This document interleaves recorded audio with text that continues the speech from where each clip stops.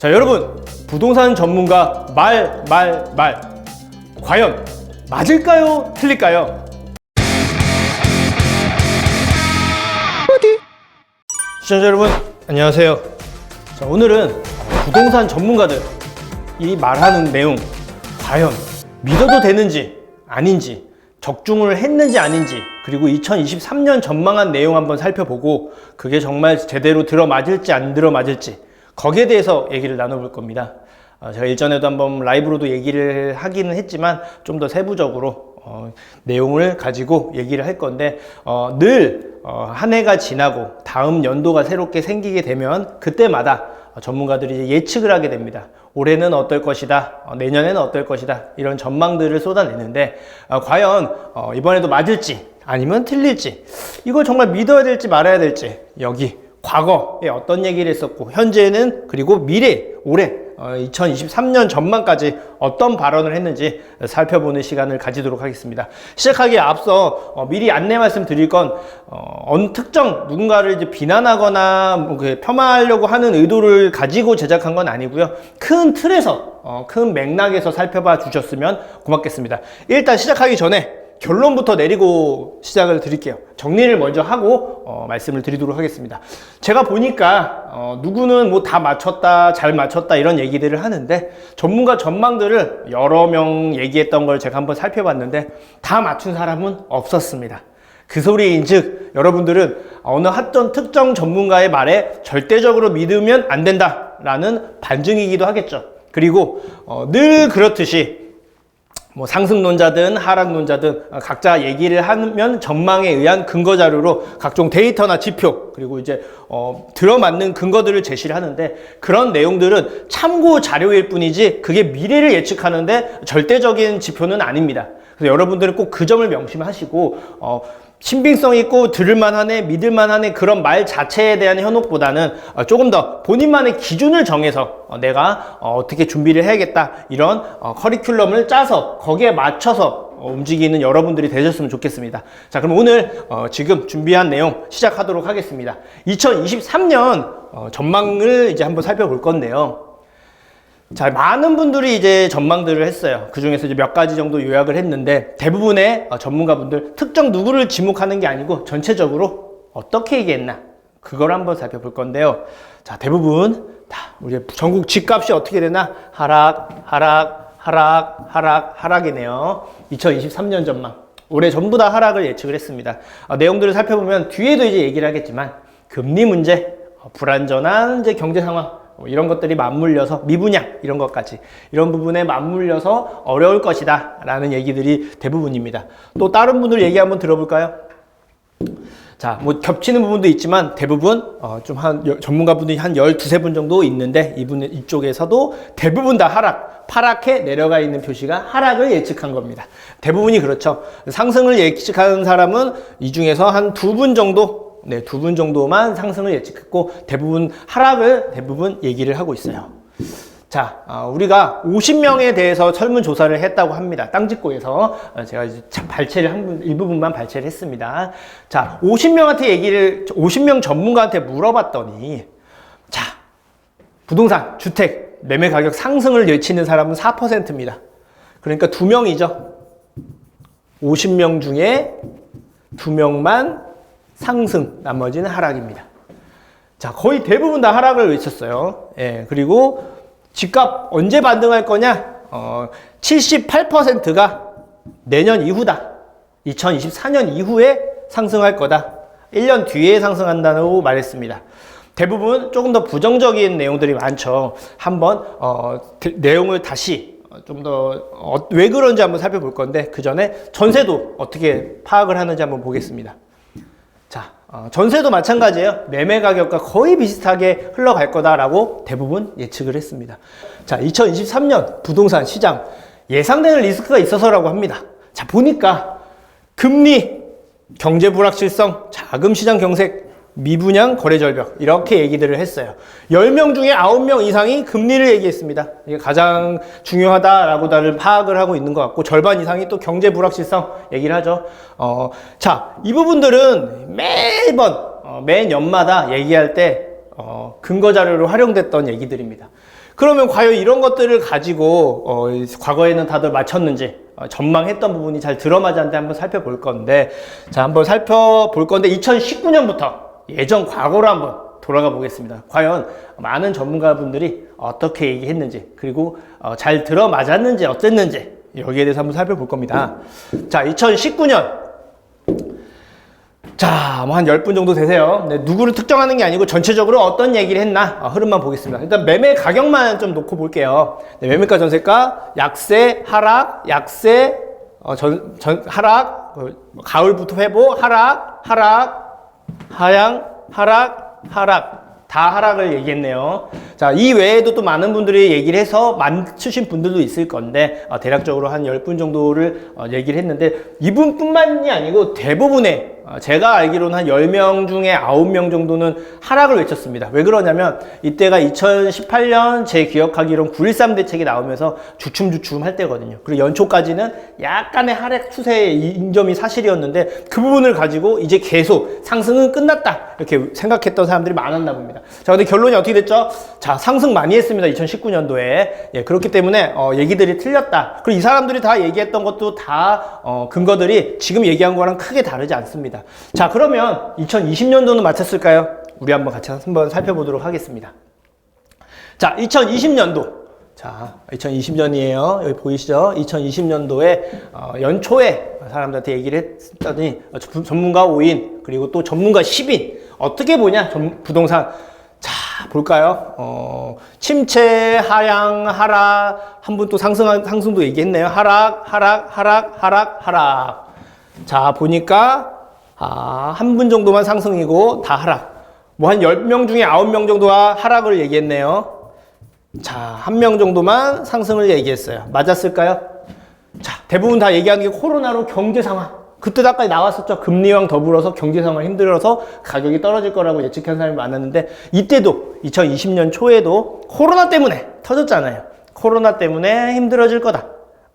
경제가 무너지고 굉장히 어려움을 겪을 것이다라고 얘기를 했는데, 가장 많이 오른 한 해였죠, 사실. 네, 2020년과 21년이 급속도로 많이 오른 한 해였기 때문에. 자, 이 사람들이 대부분 얘기가 틀렸습니다. 이분들 얘기가 틀렸다는 얘기가 잘못 들어맞았다는 게 아니고 근거는 다 맞아요. 하지만 부동산은 좀 특이한 게 여러 가지 변수들이 많습니다. 네, 그렇기 때문에 결론만 놓고 보면 거의 대부분 틀렸다. 이걸 보실 수가 있겠죠. 자, 2021년 한번 보겠습니다. 자, 2021년 같은 경우에는 2019년도 틀려, 20년도 틀리기 때문에 맞춘 사람이 상당히 많았어요. 흐름도 되게 좋았었고, 예, 그래서 대부분 또 맞췄는데, 그래도 하락을 얘기했던 분들도 있었고, 예, 상승을 얘기했던 분들이 있었는데, 2021년도는 8대2 정도로 상승이 좀 많았고, 실제로도 많이 상승을 했습니다. 자, 2022년은 어땠을까요? 자, 2022년 한 해만 놓고 보면 하락을 했죠, 사실. 예, 하락을 했고, 대부분 다 상승을 얘기했고, 한 두세 분 정도만 하락을 얘기했는데, 거의 대부분은 틀렸습니다. 그쵸? 계속 또 상승이 되는 줄 알았건만, 하락을 했어요. 자, 최근 기사로 2022년에 최근이잖아요? 2023년 이전에 바로 전년도이기 때문에, 이때 맞춘 사람들의 인기가 어마어마해지고, 우리 기억해 보시면 유튜브도 조회수가 많은 부동산 관련된 영상들을 보면 대부분 하락입니다. 하락을 원하는 분들이 워낙 많기 때문인데요. 2018년, 19년, 20년도까지 하락론자가 대세였고 조회수도 높았고 인기도 많았습니다. 뭐라고 얘기하면은 막 거기 추종자들, 신봉하고 믿는 사람들이 굉장히 많았는데 2021년을 기점으로 많이 사라졌죠. 하도 욕을 많이 먹으니까 엄청 틀렸잖아요. 자, 그런데 반대로 또 상승을 얘기했던 사람들이 또 틀려버리고 하락을 얘기했던 사람이 이번에 맞으니까 또 최근에는 언론을 비롯해서 뉴스라든가 많은 쪽에서 2022년 하나만 놓고 맞췄다고 또 굉장히 많이 띄워주고, 또 유튜브 보면은 하락론자가 다시 득세하기 시작해요. 그리고 얘기를 하죠. 데이터, 각종 데이터, 흐름, 지표 보여주면서 봐라, 이제 떨어진다. 부동산 끝났다. 앞으로 더 떨어질 거다. 이렇게 얘기하는 사람들이 굉장히 많아요. 그런 분들이 또 인기를 많이 끌고, 과연 맞는지 틀린지 물론 여러분들이 각자 판단을 해야겠지만, 저는 이 말에 의해서 이런 전망들을 너무 깊게 듣지 않으셨으면 좋겠습니다. 하나의 흐름으로 보고 참고 자료로는 활용을 하되 절대적으로 믿으시면 안 된다고 말씀을 드리고요. 2022년 또 여기뿐만이 아니고 대부분의 2022년이 상승을 외쳤습니다. 두세 분 정도 빼고. 자, 그러면 우리 정리를 한번 해볼게요. 자, 맞는 경우도 있고 틀린 경우도 있었어요. 많이 맞춘 사람도 있고 적게 맞춘 사람도 있어요. 상승론자가 있고 하락론자가 있어요. 보시면 알겠지만 하락한다는 사람은 계속 하락을 외치고 있고요. 상승론자는 계속 상승을 외치고 있어요. 물론 틀릴 수도 있고 근데 각자의 기준들이 있는데 그 기준을 뭐라고 하는 게 아니라 그 사람들이 얘기하는 근거가 과연 절대적으로 부동산 상승에 영향을 끼치냐를 봐야 돼요. 그렇지 않다라는 점입니다. 그리고 제가 왜 이거 그렇지 않다라고 말씀드리냐, 그렇다면 다 맞아야죠, 그 사람이. 근데 다 틀렸잖아요. 확률적으로 많이 맞춘 사람은 있어도 전부 다 맞춘 사람은 없잖아요. 그렇기 때문에 전문가의 전망은 다 맞춘 사람이 없다, 절대적으로 어느 한 사람을 가지고 그 사람이 얘기하는 말 자체를 절대적으로 믿을 필요는 없다라는 결론에 도달할 수가 있겠죠. 자, 그리고 그 사람들이 얘기할 때는 혹해요. 저도 들으면 같은 입장이지만 혹해요. 왜냐? 각종 데이터, 지표, 근거 자료도 굉장히 신빙성이 있고 믿을만 하거든요. 실제로 데이터가 틀린 데이터가 아니기 때문에. 하지만 그 데이터들은요, 과거 또는 현재의 기준을 나타내는 거지 미래를 담보해 주지는 않습니다. 자, 미래 예측의 한 부분일 뿐이에요. 당연히 무시를 하면 안 되겠죠, 당연히. 하지만 하나의 참고 자료일 뿐 절대적이지 않다라는 거예요. 그 외의 변수들이 굉장히 많아요. 그렇기 때문에 여기 이 시청하는 시청자분들께서는 본인만의 기준들을 꼭 정했으면 좋겠습니다. 예를 들어서 나는 올해 뭔가를 하나 준비를 하겠어. 어느 정도의 자금을 확보가 되면 이때 뭘 하겠어.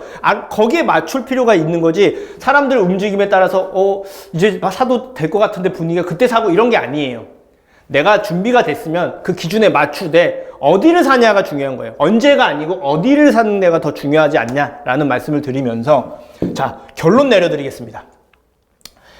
자, 우리 부동산 전체 흐름을 놓고 아주 쉽게 말씀을 드릴게요. 제가 이렇게 확신을 가지고 말씀드리는 근거가 있습니다. 부동산은요, 화폐의 가치와 흐름에 따라서 바뀝니다. 화폐의 가치가 올라가면 당연히 부동산은 하락하고요. 화폐의 가치가 떨어지면 부동산은 올라가게 돼 있습니다. 이 금리랑도 물론 영향이 있긴 하겠지만 이 화폐의 가치는요, 그리고 중간중간에 이렇게 왔다 갔다 할 수 있지만 결국 흐름은 하락으로 갑니다. 왜냐? 여러분들 월급, 물가 계속 오르죠. 계속 오를 수밖에 없는 구조예요. 중간중간 부침은 있을 수 있습니다만 우상향을 할 수밖에 없는 겁니다. 그러면 그 소리는 즉 화폐의 가치는 우하향을 한다는 점이에요. 그러면 기본적으로 자산, 어찌 보면은 하나의 자산, 돈이라고도 일컬어지는 이 부동산에 있어서는 굉장히 중요한 한 포인트라는 점이에요. 그 점을 꼭 명심하시면 좋겠습니다. 화폐의 가치가 꾸준히 하락할 가능성이 높기 때문에 부동산의 가치는 오히려 상승할 가능성이 높다. 저는 이 말씀을 꼭 드리고 싶고요. 그리고 여러분들이 혹시라도 어느 지역에 관심이 있다 그러면 그 관심 지역이 현재의 상황, 그리고 미래에 어떻게 바뀐지, 그리고 이게 바뀌는 게 가능성이 높은지 낮은지 빠를지 느릴지를 보고 들어가는 게 중요한 거예요. 네, 그게 굉장히 중요합니다. 고로 현재가 아닌 미래를 보고 미리 준비를 해야 됩니다. 미리 잡아야 돼요. 백날 알아봤자, 백날 생각만 해봤자 필요 없습니다. 왜냐? 예를 들어 볼게요. 뭐 한 용산 얘기해 볼까요, 우리? 용산 좋은 거 다 아시죠? 우리 작년에도 재작년에도 그 전에도 계속 들어갈 수도 있었는데 못 들어간 사람들이 있었을 겁니다. 그리고서 똑같은 얘기예요. 아유, 그때 들어갈 걸. 죄송한데요, 그분들은 내년에도 못 들어갑니다. 그리고 지금 그 돈 가지고 못 들어가요. 똑같습니다.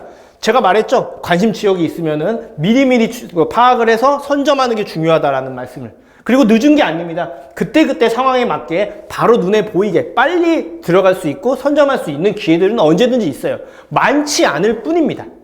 우리 시청자 여러분들은 그 부분을 꼭 명심을 해주셨으면 좋겠고요. 자, 우리 과거 호황기, 그러니까 부동산이 한참 오르고 있을 때 매수했던 사람들은 손실 위험성이 분명히 있습니다. 우리 재작년에 매수했던 사람들, 아이고 고점에 매수했네 라고 우울한 사람도 많죠. 걱정 안 하셔도 되긴 하지만 어쨌든 현재 기준은 손실을 일부 입었을 겁니다. 그런 것처럼 호황기에 매수하는 게 아니고요. 불황기 때 뭐 미분양이 많았다니, 부동산 침체라니, 그럴 때 매수했던 사람들이 상승폭이 가장 컸습니다. 우리 뭐 반포도 그렇고 뭐 성동구도 그렇고 아파트들 이런 거 주상복합들 미분양 굉장히 많았었는데 지금 가장 비싼 동네들이에요. 그죠? 그런 것들이 상승폭이 컸다는 점이죠. 이 점을 꼭 명심을 했으면 좋겠습니다. 여기에 주안점을 잡아서 전문가들 말하는 거 하나하나에 일희일비하는 여러분이 아니고 주체는 여러분들이 되시되 그 사람들이 얘기하는 게 근거가 합리적인지 아닌지 절대적인지 아닌지 하나씩 분석해서 그걸 토대로 내가 꼬려가서 준비를 해서 하나씩 미리 선점하는 지혜가 필요하다는 거예요. 자, 우리 한번 지도 볼게. 서울 지도인데 이게 빨간 표시는 우리 규제 지역이에요, 현재. 자, 어디가 가장 좋아질까요, 여러분? 볼까요? 이 노란 선 안에 들어간 데가 가장 좋지 않을까요? 중심지기도 하고 규제 지역도 아니고 여기에 대한 여기 쉽게 들어갈 수 없거나 대부분 토지거래 허가를 묶인 대역이 굉장히 많습니다. 그 이외의 근처 그리고 여기에 가깝고 여러 개 이상 겹친 지역들이 가장 관건이겠죠. 여러분도 이런 데서 선점하셔야 되고 부동산 흐름도 중요하지만 그거보다 어디를 잡느냐가 더 중요하다 이렇게 말씀드리면서 오늘 준비한 내용은 여기까지 인사를 드리도록 하겠습니다. 다음 시간에도 더 알찬 내용으로 찾아뵙겠습니다. 끝까지 시청해 주셔서 감사합니다.